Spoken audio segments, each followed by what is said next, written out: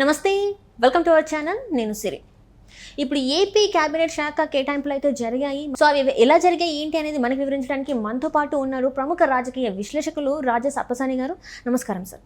సరే, ఇప్పుడు చూస్తున్నట్టయితే ఏపీ రాష్ట్ర కేబినెట్ శాఖ కేటాయింపులు అయితే జరిగాయి. అవి ఎలా జరిగాయి, మరి అది కరెక్ట్గా జరిగాయి అనుకుంటున్నారా లేదా? అసలు మీరు వాస్తవంగా చంద్రబాబు నాయుడు గారు 2024 సంవత్సరం ఎన్నికల్లో అఖండ విజయం సాధించి ఆయన మంత్రివర్గాన్ని ఏర్పాటు చేసుకొని ప్రమాణ స్వీకారం చేసిన తర్వాత ఒక రకమైన క్యూరియాసిటీ. ఎందుకు?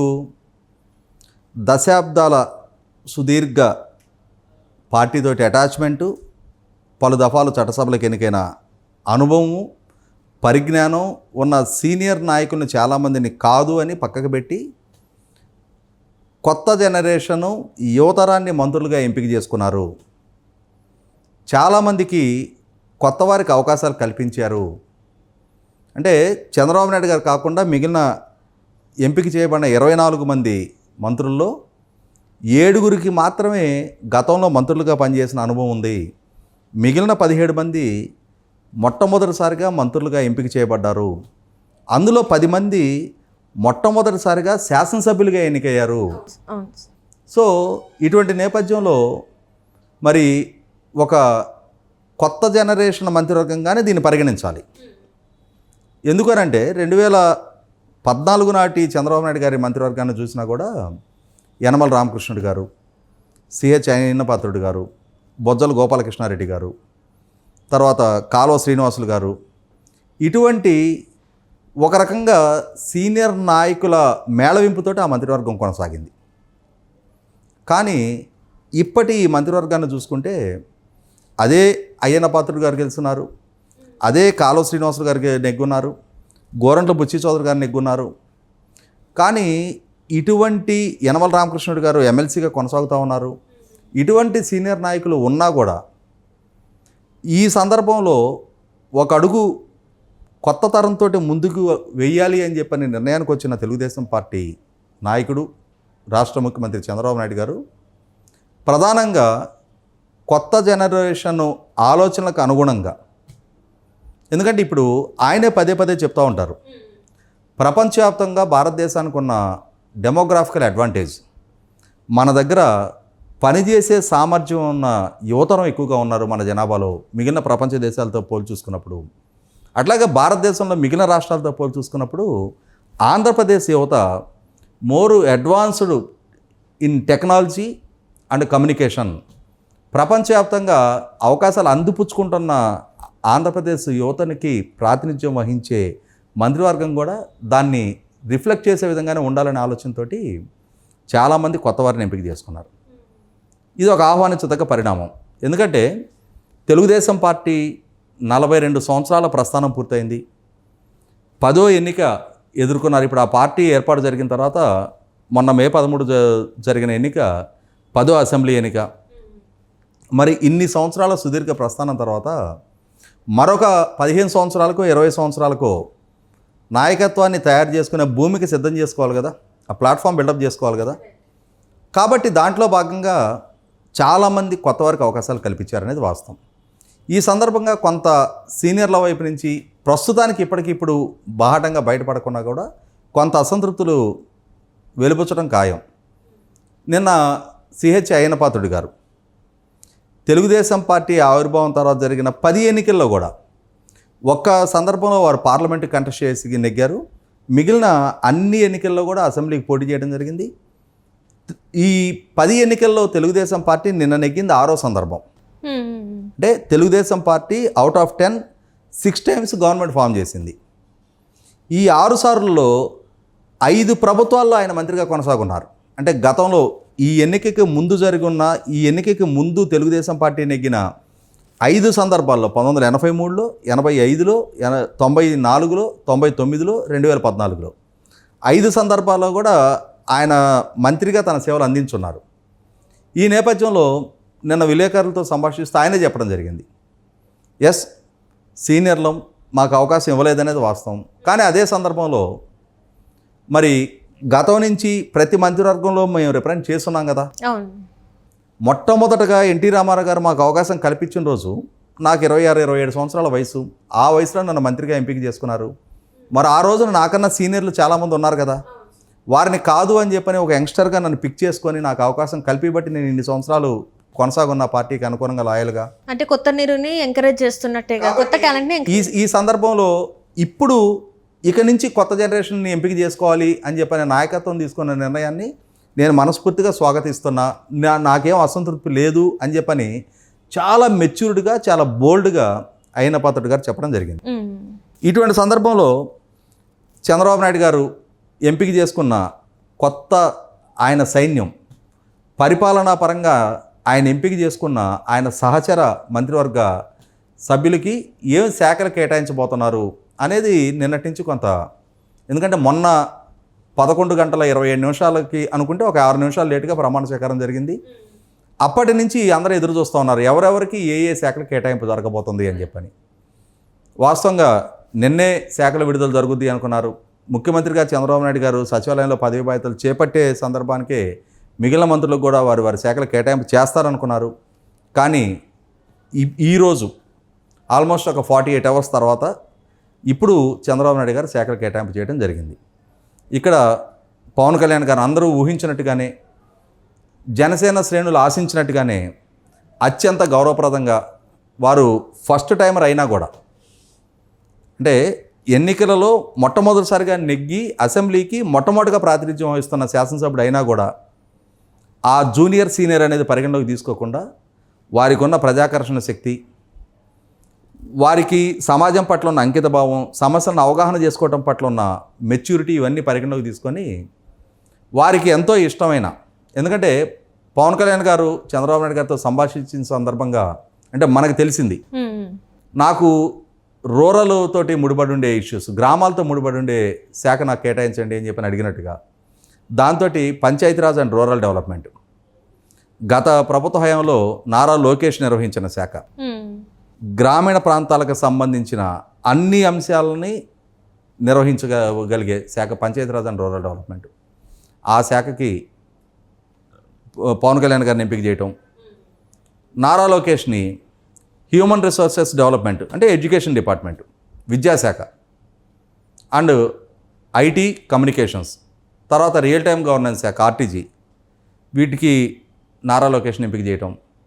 ఇక్కడ నారా లోకేష్ కొన్న సామర్థ్యం ఏంటి, ఐటీ కంపెనీని ఛానలైజ్ చేయగలగటంలో కానీ, గతంలోనే తను తీసుకొచ్చిన పెట్టుబడులు, నెలకొల్పబడిన సంస్థలు, కల్పించబడ్డ ఉపాధి, సృష్టించిన సంపద, ఇవన్నీ ప్రూవెన్ ఫ్యాక్టర్. దానికి తోడు విద్యారంగాన్ని కూడా తనకున్న ఆధునిక భావాలతోటి, తనకున్న ఉన్నత విద్యాభ్యాసంతో, ఆ ఎడ్యుకేషన్ క్వాలిఫికేషన్ స్టాన్ఫోర్డ్ MBA తను. సో కొత్త జనరేషను నాయకుడు, అందులో ఎటువంటి సందేహం లేదు.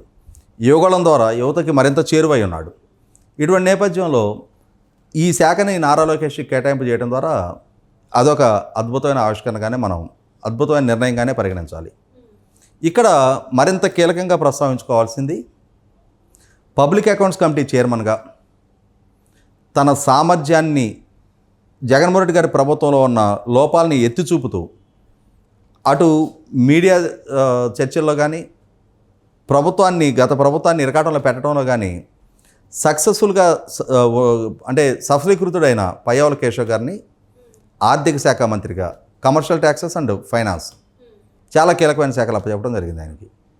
ఇక్కడ సహజంగానే ప్రభుత్వం అనగానే చీఫ్ మినిస్టర్ తర్వాత హోమ్ మినిస్టర్ ఎవరు అంటారు. అవును సార్.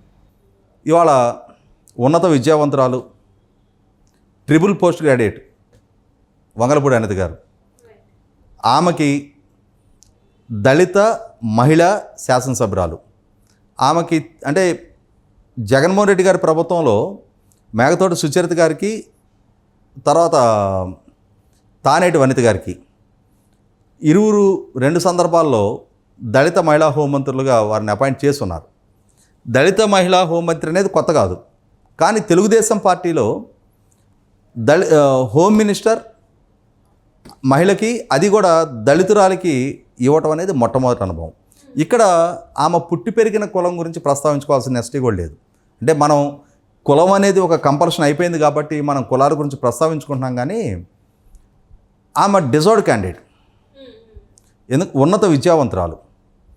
జగన్మోహన్ రెడ్డి గారి ప్రభుత్వంతో 2014 నుంచి 19 వరకు అధికార పార్టీ ఎమ్మెల్యేగా ఉండి కూడా ఆ రోజు అది ప్రతిపక్ష పార్టీగా ఉన్న వైసీపీ తోటి టార్గెట్కి గురైంది ఆమె. తర్వాత ఆమెకి టీటీడీ బోర్డు మెంబర్గా అవకాశం చంద్రబాబు నాయుడు గారు కల్పిస్తే ఆమె క్రిస్టియను అని చెప్పని ఆక్షేపణ లేవనెత్తి ఆమె ఆ పదం నుంచి తప్పుకునే పరిస్థితులు వైసీపీ ద్వారా కల్పించబడ్డాయి ఆ రోజున. కానీ ఈరోజు రాజ్యాంగబద్ధమైన home minister and disaster relief చాలా కీలకమైన శాఖ. 100% న్యాయం చేయగలిగే సామర్థ్యం ఆమెకుంది అని చెప్పని నేను మనస్ఫూర్తిగా నమ్ముతా ఉంటాను. ఎందుకంటే మహిళగా, తెలుగు మహిళా అధ్యక్షురాలుగా గత టెన్యూర్ మొత్తం కూడా రాజీ లేని పోరాట ధోరణి ప్రదర్శించారు ఆమె. ఎక్కడ ఎటువంటి శస్త్రభేషలకు ఆస్కారం లేకుండా జగన్మోహన్ రెడ్డి గారిని నిలువున తూర్పారు పట్టేశారు. మహిళలకు సంబంధించిన సమస్యల పట్ల, మహిళలకు ఎదురవుతున్న కష్ట నష్టాల పట్ల జగన్మోహన్ రెడ్డి గారి ప్రభుత్వాన్ని కడిగేశారు. కాబట్టి అటువంటి పోరాట పటిమ కనపరచగలిగే నిండా చూస్తే 45 సంవత్సరాల వయసు ఆమెకి. ఒక రకంగా అంటే 45 ఇయర్స్ అనేది అంటే యంగ్గా మనం పరిగణించవచ్చు రాజకీయాలు. సో అన్నిటికన్నా ముఖ్యంగా ఉన్నత విద్యావంతురాలు, చాలా సంస్కారం కలిగి ఉంటుంది. అటువంటి ఆమెకి ఆ శాఖ కేటాయించడం అనేది 100% సమర్థనీయంగానే చూడవచ్చు. తర్వాత బీసీ జనార్దన్ రెడ్డి గారికి ఆయనకి R&B ఇచ్చినట్టున్నారు. నిమ్మల రామానాయుడు గారు వాటర్ రిసోర్సెస్, దేవినేని ఉమా గారు నిర్వహించిన ఇరిగేషన్ వాటర్ రిసోర్సెస్ శాఖ నిమ్మల రామానాయుడు గారికి కేటాయించడం జరిగింది. తర్వాత నారాయణ గారు, పొంగూరు నారాయణ గారు గతంలో అమరావతి ల్యాండ్ పూలింగ్ విషయంలో కానీ, అమరావతి మాస్టర్ ప్లాన్ విషయంలో కానీ, అమరావతిలో జరిగిన ఆ నిర్మాణాల వెనక కానీ కీలక భూమికి పోషించిన నారాయణ సంస్థల అధినేత పొంగూరు నారాయణ గారు. వారికి మళ్ళీ తిరిగి అదే మున్సిపల్ అడ్మినిస్ట్రేషన్ శాఖ కేటాయించడం జరిగింది.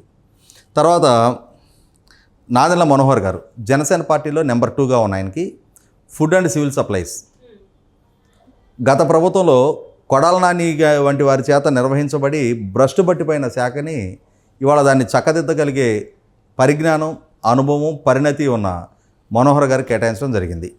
తర్వాత బీజేపీ నుంచి రిప్రజెంట్ చేస్తున్న సత్యకుమార్ గారు, వారికి వైద్య ఆరోగ్య శాఖ, వారు ఉన్నత విద్యావంతులు.